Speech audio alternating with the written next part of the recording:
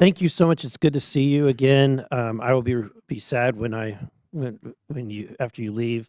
Um, you had mentioned in the previous conversation the debt to GDP ratio at nearly 100%, but according to the debt clock at 36 trillion, with the GDP of 29.6 trillion, we're actually at 123%. Well, if you count, I'm counting just debt held by the public.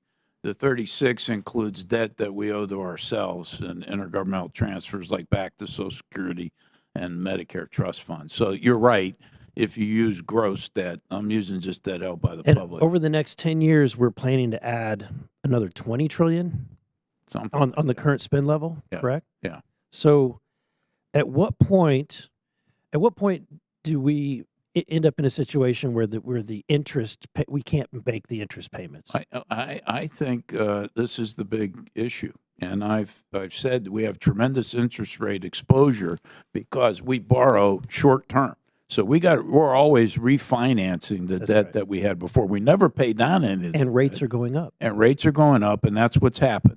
The interest on the debt in 2023 was $352 billion. It's this year it'll be $1 trillion. So compound interest works well when you're saving, but not when you're borrowing. Yeah. And that's why, for me, the alarming number was seeing that the growth in the interest payments from last year to this year has been near over $200 billion. Yes. Just in the growth. Right. So when we're talking about a reconciliation package, if you're just going to cover the growth in the interest payments, you need to find savings of at least $2 trillion over the next 10 years, correct? Absolutely. Absolutely. This is a big problem. It is a really big problem. And I would really welcome if our Democratic colleagues would recognize this is not a Republican problem. It's not a Democrat problem. This is a math problem. This is a serious thing that I think we only have maybe a handful of years left to correct this before we end up in a debt spiral. Absolutely. And you're also going to confront the depletion of the Social Security Trust Fund and the Medicare In Part A approximately Trust Fund. 8 years. Yes.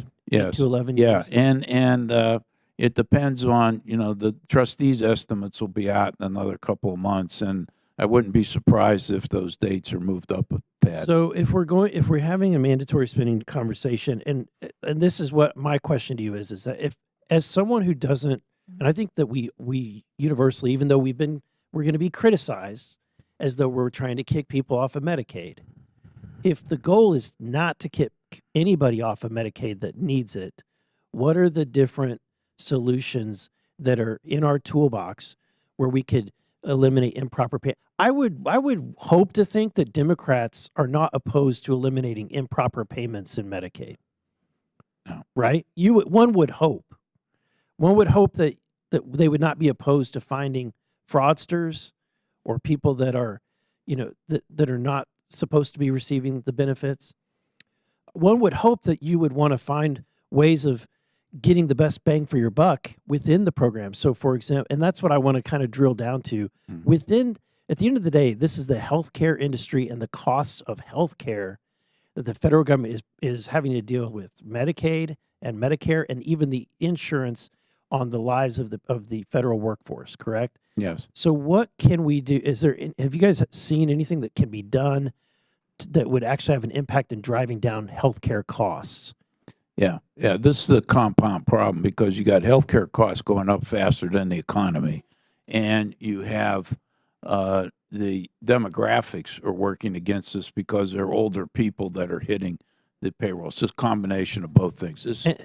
And then I wanted to, Sure. if you could answer this before my time runs out, Sure. within your answer, I noticed there was a study that was done in 2019. I'm hoping that you have new studies that indicated when you studied the impact that PBMs had and whether or not that money was actually, the savings was actually coming back to the federal government or to the, and if there's new data, because at that time it was 96% that was coming back in savings.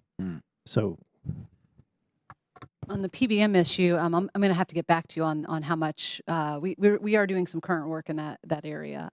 In terms of what would drive down, so the way you pay for services, the responsibility of the patients for cost sharing, those are the types of things where the government could take some action. So, for example, we've had a longstanding recommendation. You all have considered this in multiple Congresses of making sure that Medicare and other payers are paying the same for services, whether they're delivered in the physician office or in the hospital outpatient department setting. The most recent CBO score of that, which they put site out, neutrality is what you're yeah, saying. budget neutrality. I mean, site neutrality, yes. So that the most recent score of that is $151 billion in savings over 10 years. And that has impacts on the entire healthcare system. So it's not even just savings within Medicare, it will have an impact on other programs as well as the private sector healthcare system. So there's lots of examples like that of paying differently for services. That, Can you provide those examples to me? yeah, Yes, yeah, course. we'll do that. There's also the adjustments that are made every year between fee-for-service and Medicare and Medicare Advantage. And the committee, the legislative commission set Okay. up by the Congress, sorry. I appoint the members to this MedPAC for Medicare, one for Medicaid. In the MedPAC area, they estimate that there's overpayments being made to the managed care portion of like $40 billion. That's correct. And so we have recommendations to make that a fair comparison so we're not overpaying. Thank you. Yield back.